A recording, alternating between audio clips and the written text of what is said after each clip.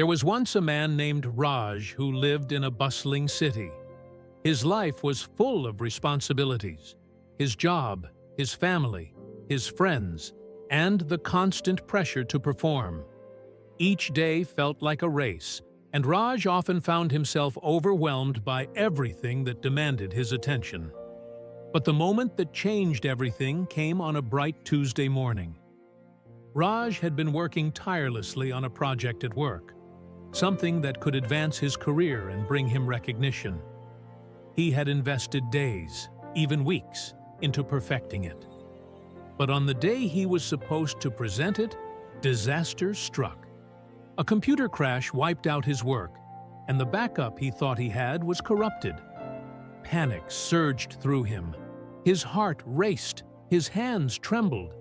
The hours of hard work vanished in an instant, and it felt like the walls were closing in. Desperate, and feeling the pressure of the moment, Raj rushed out of his office and found his way to a nearby park. He needed air. He needed space. He sat on a bench, trying to regain control, but the anxiety kept growing. "How could this happen?" he thought. "What will everyone think? I've failed. I've let everyone down." As he sat there, consumed by his worries, an elderly woman sitting on the next bench noticed his distress. With a gentle smile, she said, "You seem troubled, young man. What's on your mind?" Raj, not sure why, found himself explaining the situation. How everything had fallen apart, how the pressure was too much. The elderly woman nodded, listening intently, and after a pause, she spoke. "You know, when I was much younger, I had a garden. I worked hard in it, planted seeds, watered them, made sure the soil was just right. But one day, a storm came. It destroyed the garden. Trees were uprooted, flowers were crushed, and the vegetables I had worked so hard for were ruined. I stood there in the aftermath, feeling as though everything was lost. But then I took a deep breath and looked around. The storm had passed. The garden, though damaged, was not gone. Some plants would regrow. Others would bloom again in time. The storm did not last forever."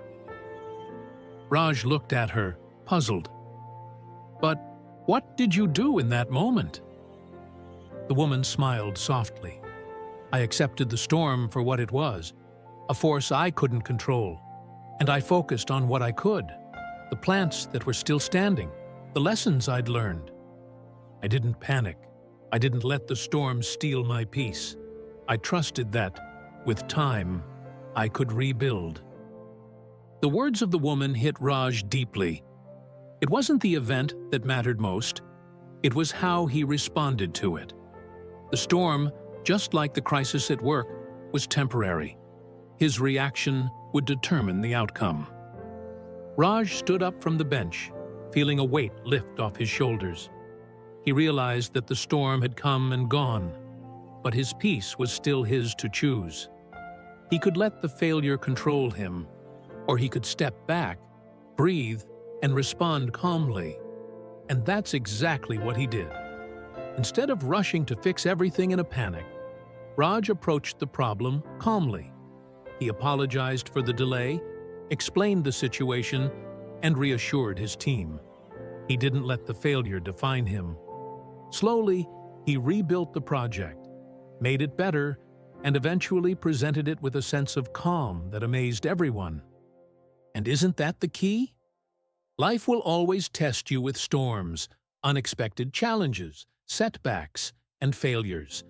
But how you respond in those moments defines your future. You have the power to stay calm, to focus on what you can control, and to move forward with grace. The storm will pass. Your response is what lasts. So the next time life tests you, remember, breathe, take a step back, and choose calm. Because no storm lasts forever, and you have the strength to weather it. Thank you so much for watching, and stay happy.